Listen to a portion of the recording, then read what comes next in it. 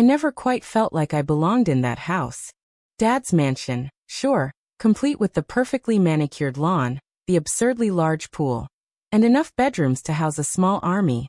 But the army living there wasn't exactly welcoming to me. It was Karen who'd turned the tide. A trophy wife, younger than Dad by a good 20 years. She moved in like she owned the place from day one. And Shannon, her daughter, was her mini-me, all blonde hair, designer clothes, and an attitude that could curdle milk. They were a united front, a gleaming wall of perfectly coiffed hair and dismissive glances. They treated Dad's home like it was theirs. They had a way of subtly excluding me, of making me feel like an unwelcome guest in my own home. Family dinners were always a production, Karen fussing over the table setting, Shannon chattering about her latest shopping spree, and me? Well, I was usually relegated to the end of the table, politely asked about my little projects before being promptly ignored. Holidays were even worse, a barrage of forced smiles and awkward silences. Gifts were always carefully chosen to subtly emphasize my outsider status, books on topics I had no interest in, or clothes that were 2 sizes too big. My passion was documentary filmmaking. I loved capturing real stories, digging beneath the surface to find the truth. I'd even won a few small awards for my work, independent film festival stuff. But to Karen and Shannon, it was just a hobby, a frivolous pursuit that didn't generate real money or status. "Oh, Abigail's making another one of her movies," Karen would say, her voice dripping with saccharine condescension. Shannon would chime in with a snide remark about how I should try making movies that people actually wanted to watch, like rom-coms or something. Dad, bless his heart, tried his best. He'd occasionally ask about my projects, but he never really seemed to understand what I was doing. He was a businessman, through and through, focused on spreadsheets and quarterly reports. My documentaries felt abstract to him, outside his realm of comprehension. He'd nod politely, offer a generic "that's great, honey," and then steer the conversation back to the stock market. It wasn't that he didn't care, it was more like he just didn't get it. It stung, the constant invalidation. It felt like all my hard work, all my passion, was invisible to them. They saw me as this odd appendage to their perfect family, a creative anomaly that didn't fit in. I was the black sheep, the one who didn't play the game. And the more they ignored me, the more determined I became to prove them wrong. To show them that my little projects were more than just a hobby. To show them, well, to show them something. The ballroom hummed with a forced cheerfulness that grated on my nerves.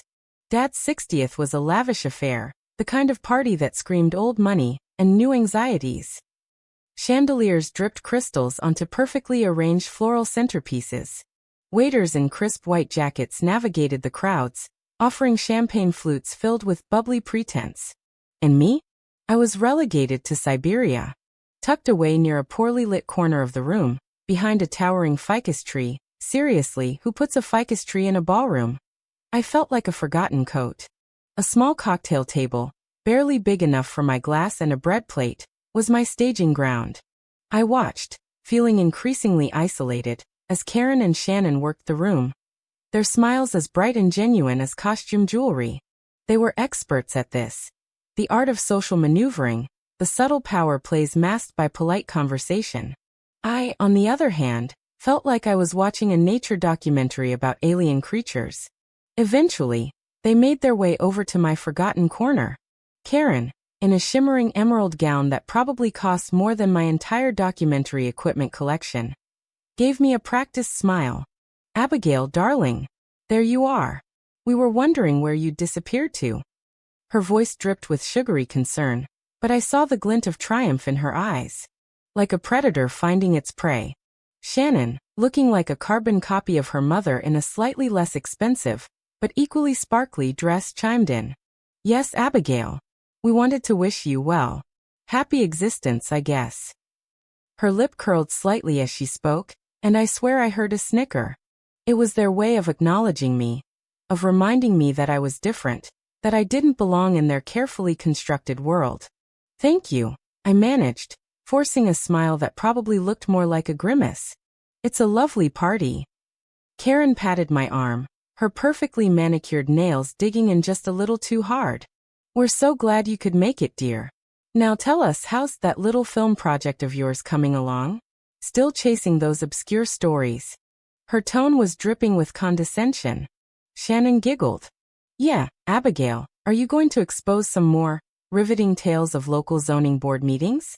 I heard those are real nail-biters. Rage simmered beneath my forced composure. It was always like this. They never missed an opportunity to belittle my work, to dismiss my passion as some silly, inconsequential hobby. They saw my documentary filmmaking as a threat, I realized. It was something they couldn't control, something I was good at, something that gave me a voice outside of their carefully curated narrative. This wasn't just about status, it was about power. Actually, I said, trying to keep my voice even, I'm working on something new. It's about family dynamics, the complexities of relationships, the secrets we keep. I let the words hang in the air, watching their faces for a reaction. Karen's smile faltered for a split second, a flicker of something I couldn't quite decipher in her eyes. Oh, how interesting, she said, recovering quickly. Well, do try to make it watchable, dear. Now, if you'll excuse us, we have to circulate. As they turned to leave, I noticed something I hadn't seen before. A quick, almost imperceptible glance exchanged between Karen and Shannon. A silent communication, a shared understanding. It was a knowing look, a look that spoke of secrets and schemes. A look that sent a shiver down my spine. It wasn't affection, it was coordination. The seed of suspicion had been planted. Until that moment, I'd just chalked their behavior up to general cattiness, garden variety mean girl antics. But that look, that was something else entirely. It was the catalyst, the moment when I realized that there was something darker, something more sinister, lurking beneath the surface of their sparkling smiles and empty compliments. That was the moment I recognized that Karen and Shannon were united in a plot. What that plot was precisely eluded me then, though soon enough I would come to learn every detail. Their time would come. The moment Karen and Shannon walked away, the carefully constructed facade I'd maintained for years crumbled. I found myself alone on the edge of the patio, the sounds of laughter and polite chatter washing over me like a meaningless tide. The seed of suspicion had been planted, and now it was taking root, sending tendrils of anger and resentment through me. I needed to get out of here. The air felt thick, poisoned by their presence. I made my excuses to Dad, mumbled something about a headache, and retreated to the sanctuary of my childhood bedroom. It hadn't changed much. Still painted that awful pastel pink I'd begged for when I was 10. Proof, I suppose, that time stood still for everyone but me in this house. I slammed the door shut, the sound muffled by the thick carpet, and collapsed onto the bed. The silence amplified the turmoil in my head. Rage. That's what it was. Raw, burning, and long overdue. It wasn't just about the party, about being relegated to the sidelines yet again. It was about everything. The constant belittling, the dismissive glances, the way they made me feel like an unwelcome guest in my own home. The memories started flooding in, unbidden and relentless. Christmases where Shannon's presence dwarfed mine, even though I'd worked just as hard in school. Family vacations to exotic destinations that conveniently coincided with my film school deadlines. Even smaller things like Karen forgetting to tell me about important family dinners, leaving me scrambling at the last minute, always feeling one step behind. Each instance a tiny cut, adding up to a gaping wound. There was the time I won that student film award. I was so proud, I couldn't wait to tell Dad. When I did, Karen swooped in, effectively stealing my thunder by announcing Shannon had made the cheerleading squad. Oh, that's nice, Abigail, Dad had said, patting my arm absent-mindedly before turning his full attention to Shannon's latest tumbling routine. My accomplishment, reduced to a footnote. This wasn't an isolated incident, it was a pattern. And then there was the college fund. Dad had promised both of us he'd cover our tuition. But somehow mysteriously, Shannon's fund was larger. Well, honey, Karen had purred. Shannon has so many extracurricular activities. Cheerleading uniforms, travel expenses, you understand. You're so self-sufficient, Abigail. We knew you'd find a way. Find a way? I worked 3 part-time jobs while going to school full-time. I nearly killed myself with exhaustion. But of course, that never mattered. Never registered. It all clicked into place, like the tumblers of a lock falling open. It wasn't just random acts of selfishness or thoughtlessness. It was deliberate. A calculated campaign to undermine me, to keep me down, to ensure I never posed a threat to their carefully constructed dominance. They weren't just mean, they were strategic. And for what? Money? Power? Both probably. That fleeting glance between them at the party, it wasn't just cattiness. It was confirmation. A silent signal that they were in this together, whatever this was. The family dynamics documentary idea I joked about earlier. It suddenly felt less like a joke and more like an assignment. I needed to know what they were up to. I deserved to know. And I realized with a surge of grim determination, I was uniquely qualified to find out. I had the skills. Years of honing my craft as a documentary filmmaker had taught me how to observe, how to listen, how to dig for the truth. I knew how to subtly manipulate situations, how to blend into the background, how to ask the right questions without raising suspicion. I knew how to use cameras and microphones to capture evidence, how to edit footage to tell a compelling story. I'd spent years documenting other people's lives. Now it was time to turn the camera on my own. My first step was to stop reacting, to stop letting them see me flinch. I needed to become a neutral observer, a fly on the wall. That meant swallowing my pride, biting back the sarcastic remarks, and playing along with their games.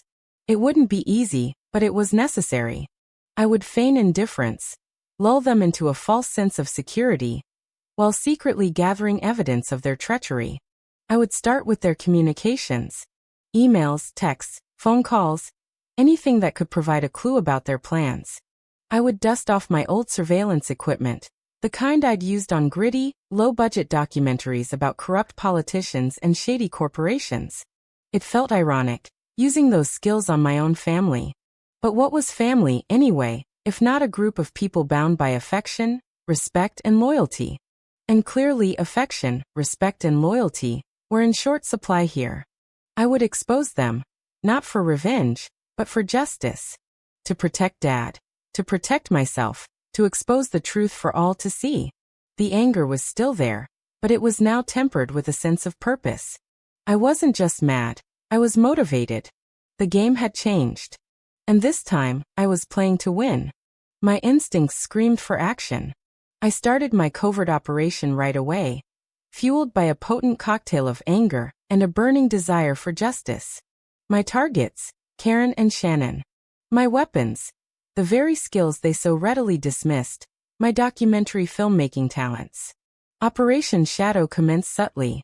I started hanging around more, acting agreeable, almost dim. I complimented Shannon on her hideous outfits, internal gag reflex engaged, and even asked Karen for advice on things like which shade of beige was best for curtains. They ate it up, lapping up the attention like stray cats with a bowl of cream. The less they suspected, the easier my job would be. My immediate goal was access. Access to information, to their communications, to their secrets. I needed to get into Dad's study. It was the nerve center of the house, the place where he kept all his important documents, his computer, everything. And I had a hunch, a nasty creeping suspicion, that it was also where Karen and Shannon were plotting their corporate coup. Getting into the study was the tricky part. Dad was meticulous about locking it, and Karen, ever vigilant, was always hovering nearby. One afternoon, though luck was on my side, Dad had gone out for a golf game with some old buddies. Karen was at her weekly book club, or whatever excuse she used to gossip and drink wine with the other social climbers. Although I had my suspicions. Shannon was. I actually had no idea where Shannon went. Probably getting her nails done. Regardless, the house was blissfully quiet, and the study door was unguarded. My heart hammered against my ribs as I crept down the hallway. I'd picked the lock to my childhood diary enough times to be considered at least an amateur. I slipped a thin piece of metal from my keyring into the lock, fiddled with it for a few agonizing seconds, then, click. The door swung open. 75. The study was exactly as I remembered it. All dark wood, leather chairs, and the faint scent of Dad's expensive cologne and old books. His desk was a chaotic mess of papers, pens, and half-finished projects. I ignored all of it. I was looking for something specific: his computer and any files I could find. I booted the computer up, sidestepping his password with some simple hacking skills I'd picked up in college. Thankfully, Dad wasn't the most tech-savvy guy. He still used the default password on his email, which made my job ridiculously easy. A quick search for emails from Karen and Shannon, and bingo! Dozens of messages, dating back several months. My blood ran cold as I started reading. The emails were filled with coded language, references to restructuring, streamlining, and maximizing shareholder value. But the subtext was clear. They were planning to squeeze Dad out of the company and seize control for themselves, and all their talk about setting me up for success was just a plain lie. One email, from Karen to Shannon, was particularly damning. "Don't worry about Abigail. She's too busy playing with her little cameras to notice what's really going on. Besides, even if she did find out, who would believe her?" My hands trembled with rage. They underestimated me. They thought I was blind. They thought I was stupid. They were dead wrong. I swiftly copied all the emails onto a USB drive, along with all copies of the restructuring documents that showed exactly how they were planning to dilute Dad's shares of the company. I wiped the history from Dad's computer and crept back out of the study, adrenaline coursing through my veins. That was just the beginning. Now that I knew the extent of their treachery, I needed more evidence. I needed something irrefutable, something I could use to expose them publicly. I needed audio and video proof. The next phase of my plan involved dusting off my old surveillance equipment. I bought some miniature, high-definition cameras online and disguised them as everyday objects: a pen, a plant, even a smoke detector. I also acquired a high-quality audio recorder, small enough to hide in a handbag or a pocket. The trickiest part was installing the cameras and recorders without being detected. I chose strategic locations: the living room, where they often had their private little chats, the dining room, where they discussed business matters over dinner, and even Karen's closet, which I suspected was her secret planning headquarters. I spent hours tinkering with the equipment, making sure everything was working perfectly. I tested the cameras, adjusted the microphones, and practiced my stealth maneuvers. It felt like I was filming a low-budget spy movie, only this time, it was real. My family was the enemy, and I was a one-woman army armed with cameras, microphones, and a burning desire for justice. And this was war. The pieces of the puzzle were starting to fit together, and the picture that was forming was uglier than I could have imagined. Hours spent hunched over my laptop, sifting through emails and scrubbing audio, were starting to pay off. Karen and Shannon, they weren't just trying to edge me out of the family, they were actively plotting to dismantle everything Dad had worked for. The emails were the smoking gun.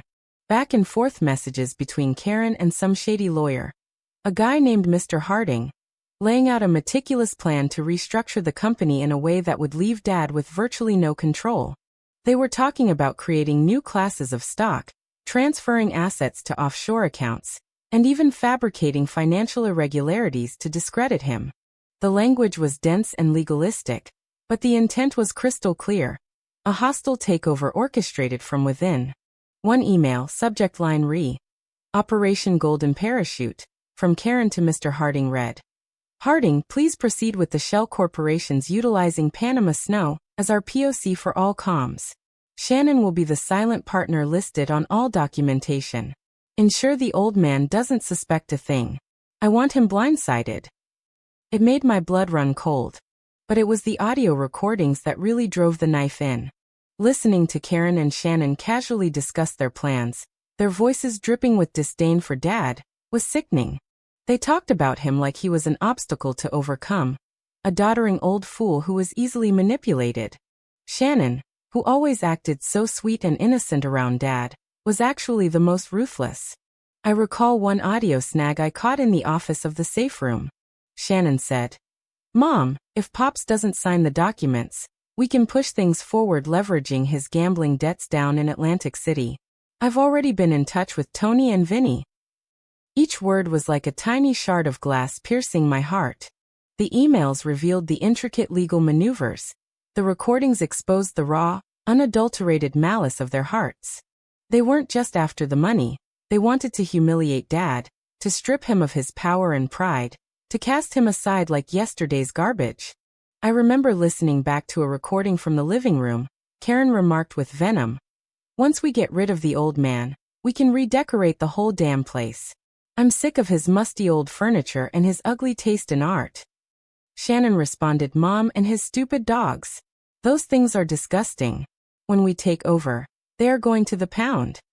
The sheer scale of their betrayal was staggering. I'd always known they weren't exactly loving and supportive, but I never imagined they were capable of such cold-blooded treachery. It hit me hard. I had to do something. Staying silent wasn't an option anymore. Dad deserved to know the truth, and I was the only one who could tell him. They also would have to answer for everything. The fear was still there, gnawing at the edges of my resolve. What if Dad didn't believe me? What if he sided with Karen and Shannon? What if they managed to turn the tables on me? But the anger was stronger. The anger at their deception, at their greed, at their utter lack of empathy. I couldn't let them get away with it. I wouldn't. I started formulating a plan. It had to be something dramatic, something undeniable, something that would expose them in a way that everyone would see. Playing the tapes for Dad in office over a cup of tea would never convey the depths of their treachery. I thought of confronting them directly, but that would only give them a chance to cover their tracks. No, I needed to go public. I had to find a way to reveal the truth in a way that would be impossible to ignore. I decided I would wait until the upcoming party that was coming up for Dad's birthday.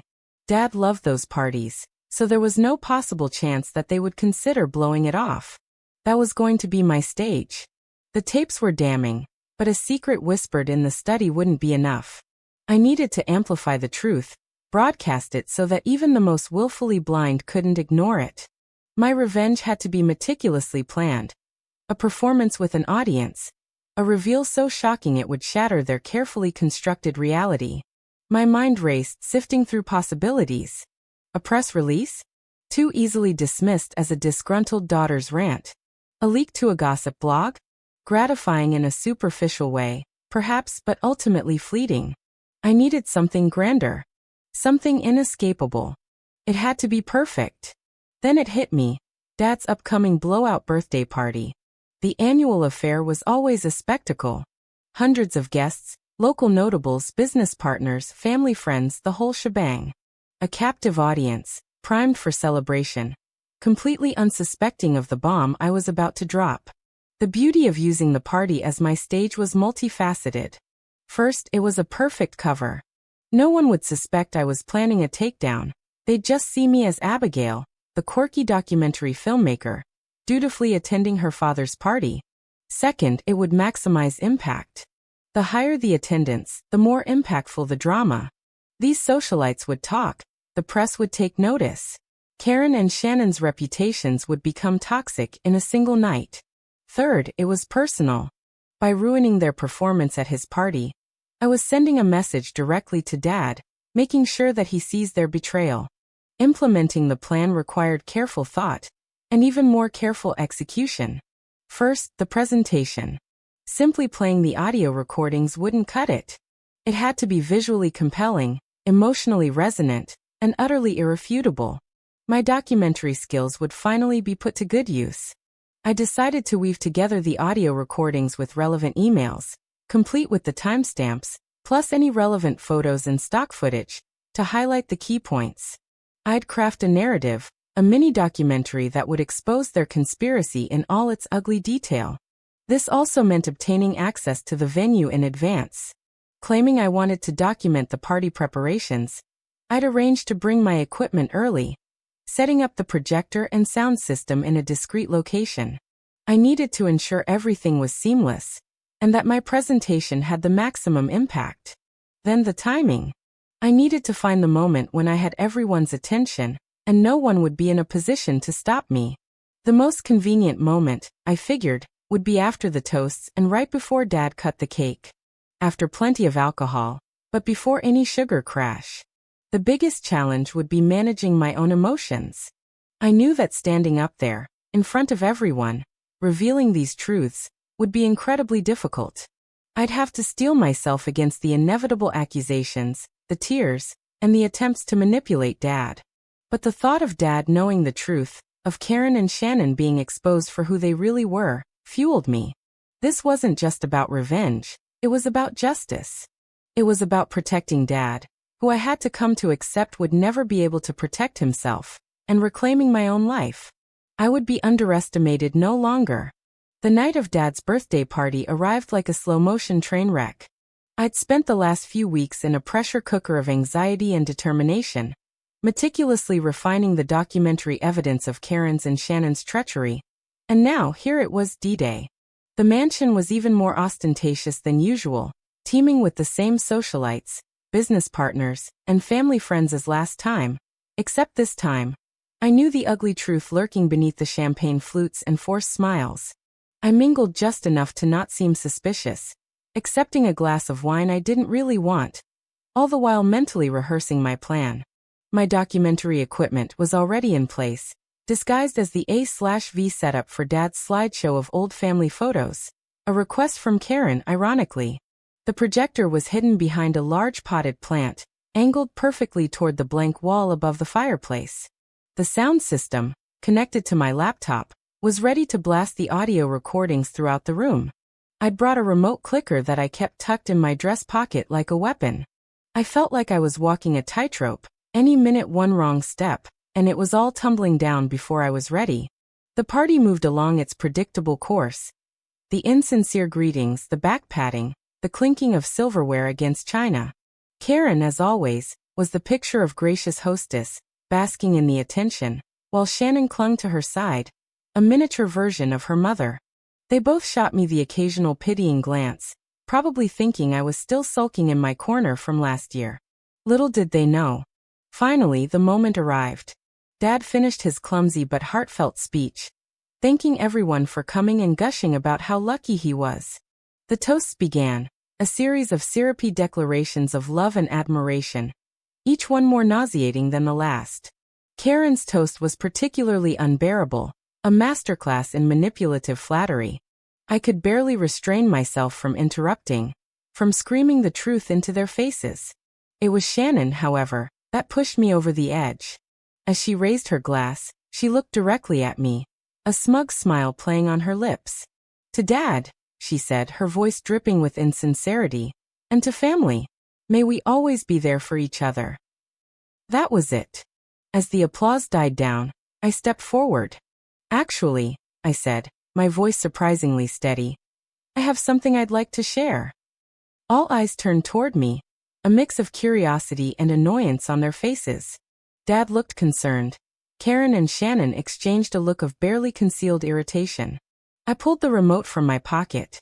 I put together a little something for Dad too. I clicked the button.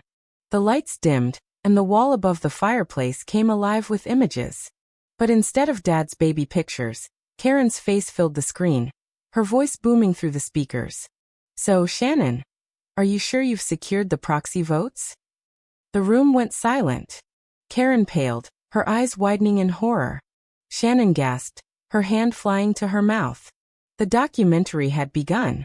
For the next several minutes, the carefully curated scenes unfolded, a damning indictment of their conspiracy. The emails, displayed on the screen in stark black and white, revealed the step-by-step plan to manipulate Dad, to acquire his shares, to ultimately oust him from his own company. The audio recordings, clear and crisp, captured their callousness, their greed, their utter contempt for Dad and frankly me. There was Karen plotting with her lawyer. There was Shannon, forging Dad's signature. There was even footage of them celebrating their impending victory, clinking champagne glasses and toasting to the new regime. Each piece of evidence was irrefutable, each revelation more shocking than the last. The room was in an uproar. Guests gasped, whispered, pointed. Some stood up to get a better view. Several senior executives looked ready to bolt for the door. Dad sat frozen in his chair, his face a mask of disbelief and pain. Karen tried to interrupt, to deny, to deflect, but my voice boomed over hers. "Let the film speak for itself, Karen," I said. "The truth will always come out." The climax of the documentary was a recording of Karen and Shannon discussing their plans for Dad after they'd seized control of the company. We'll send him on a long vacation, Karen's voice sneered. Somewhere far, far away. Maybe a nice little retirement community in Florida. The implication was clear. They were going to discard him like a broken toy, banishing him from his life and his legacy. I pressed pause. The image of Karen's smug face hung on the wall, a symbol of her deceit. Happy birthday, Dad, I said, my voice ringing with a mix of triumph and sorrow. I hope you like my gift. The room erupted. It wasn't a polite gasp or a shocked murmur anymore. It was a full-blown cacophony of disbelief and outrage. Forks clattered against plates.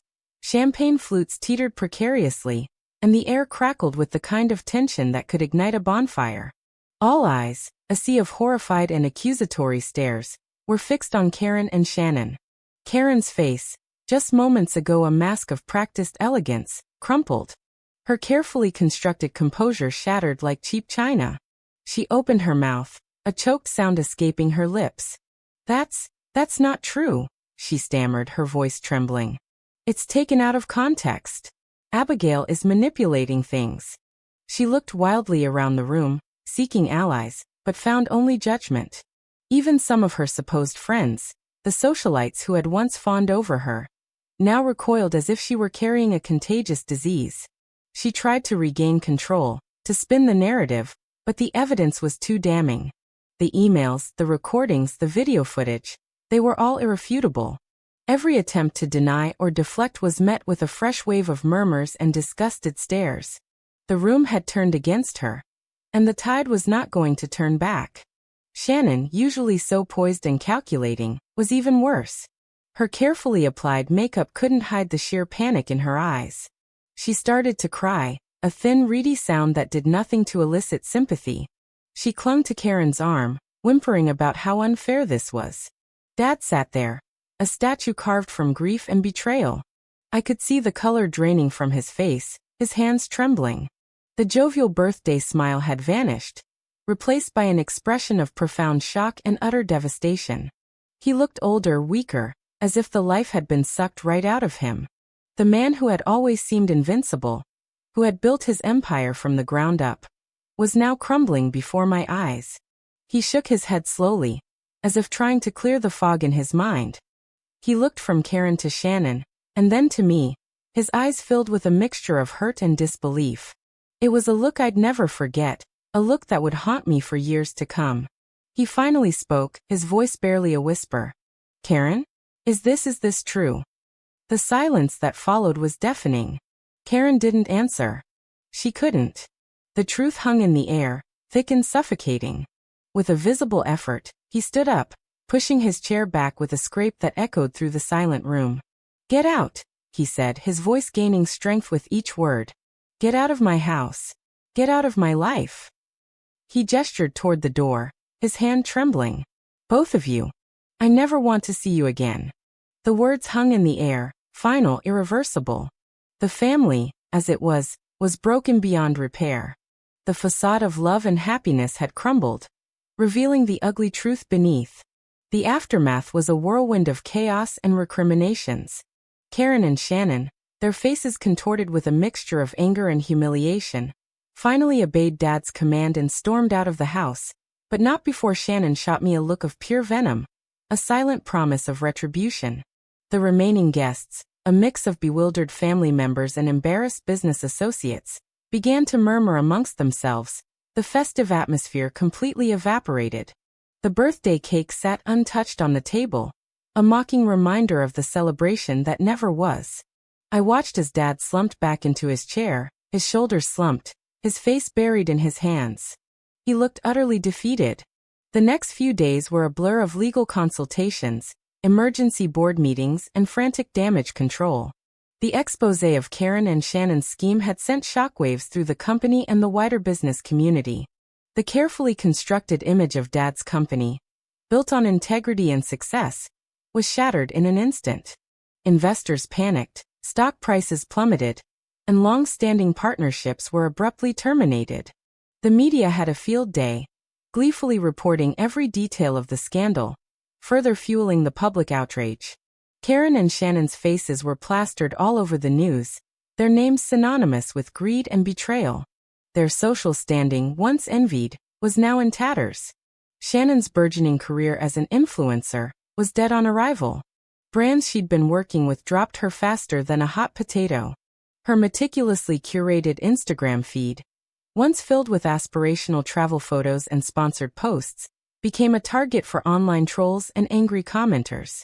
Every post was met with a barrage of accusations and insults, reminders of her mother's treachery and her own complicity.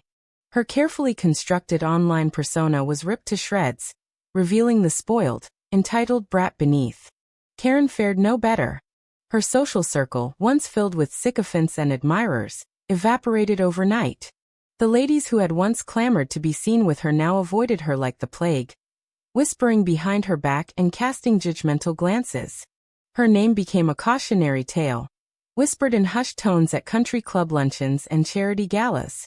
But the biggest casualty was Dad's company. The financial repercussions of the scandal were devastating. The loss of investor confidence, coupled with the withdrawal of key partnerships, sent the company into a downward spiral. Lawsuits were filed, investigations were launched, and the once thriving business teetered on the brink of collapse. Dad fought tooth and nail to save it, pouring his heart and soul into the effort, but the damage was too extensive.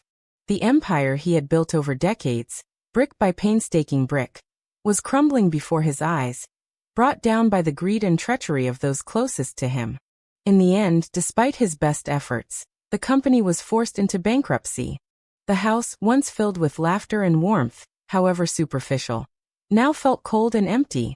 The staff was let go, the furniture was sold, and the sprawling mansion that had been my prison became just another empty shell, a monument to what was lost. The illusion of family, the facade of love and security, had been shattered beyond repair. We were all adrift, scattered to the winds, left to pick up the pieces of our broken lives. And as I packed my bags, preparing to leave that place behind forever, I knew that nothing would ever be the same again. The empire had indeed collapsed, leaving behind only ruins. The dust settled not just on the ruins of Dad's company, but on what I had mistakenly called a family. With every legal document signed, every item auctioned off, and every tear shed, mostly by me silently, a chapter slammed shut in my life. But unlike Karen and Shannon, whose chapters were likely titled something like Descent into Infamy, mine was just beginning. I closed the door behind me, taking a mental inventory of what I carried. A few clothes, my cameras, a hefty dose of anger, and a newfound understanding of my own capabilities. It wasn't hard to leave. In fact, it was liberating. The mansion, for all its opulence, had always felt like a gilded cage. Now the bars were gone. I didn't have a specific destination in mind, just a burning need to create something, to tell a story, my story. I needed to exorcise the demons of that life, to transform the pain into something tangible, something powerful. And what better way to do that than with my camera?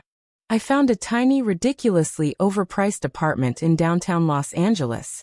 It was cramped, noisy, and a far cry from the sprawling estate I'd grown up in. But it was mine. No Karen, no Shannon, no suffocating expectations. Just me, my equipment, and a blank canvas of opportunity. I started sketching out ideas, scribbling notes, and replaying scenes from the past in my head. The birthday party, the stolen glances, the whispers, the lies, they all coalesced into a narrative, a story begging to be told.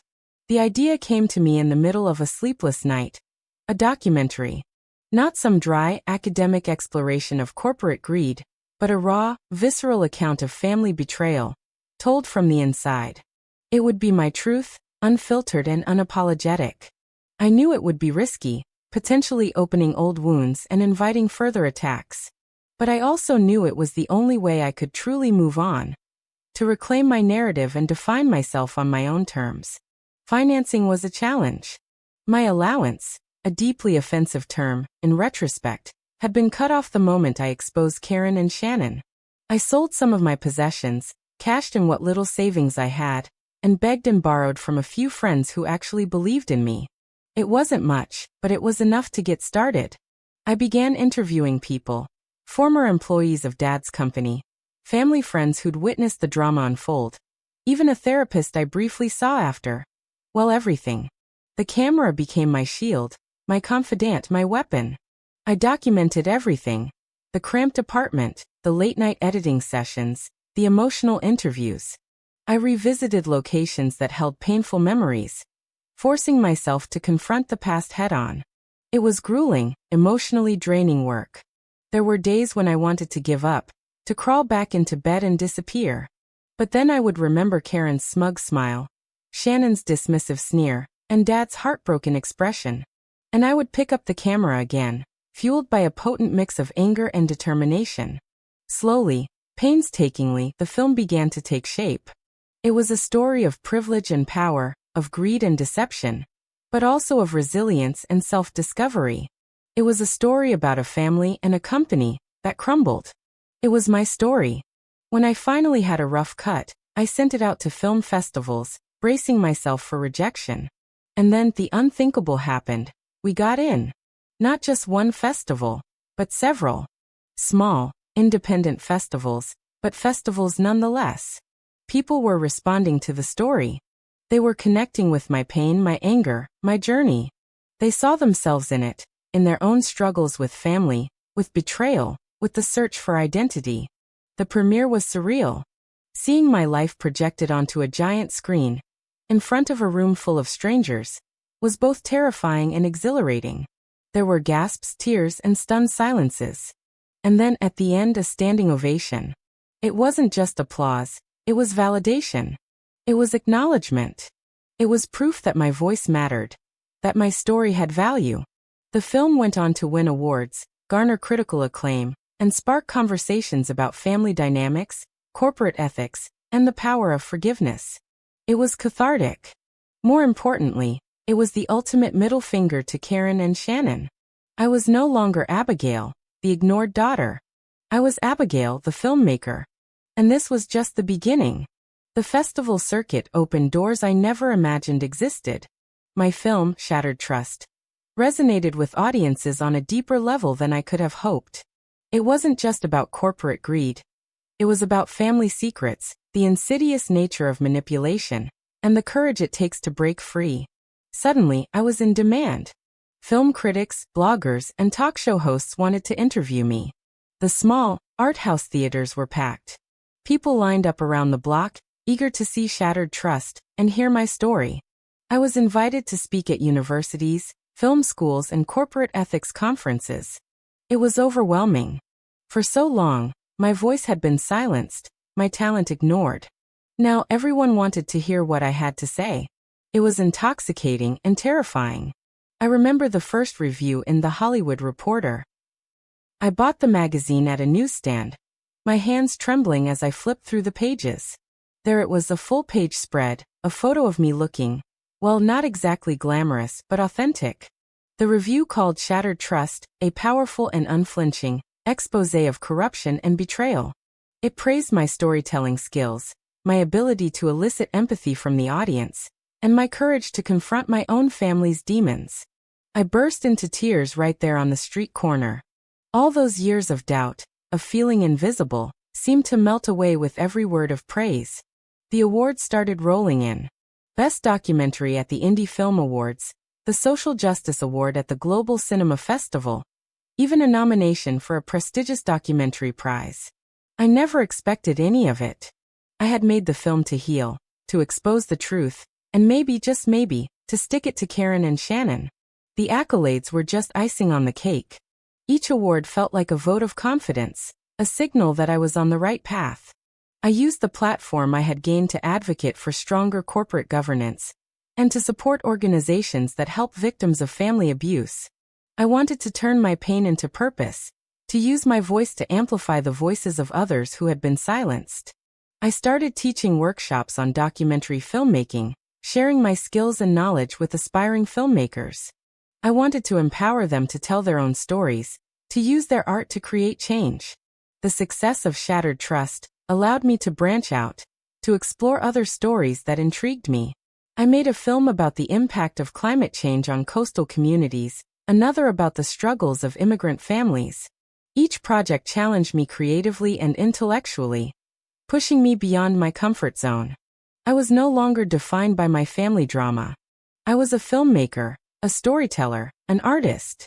And I was just getting started. Moving out of that house, leaving everything behind, was the hardest and best thing I ever did. It wasn't just about escaping Karen and Shannon. It was about finding myself. I discovered a resilience I never knew I possessed, a strength that had been buried deep inside me.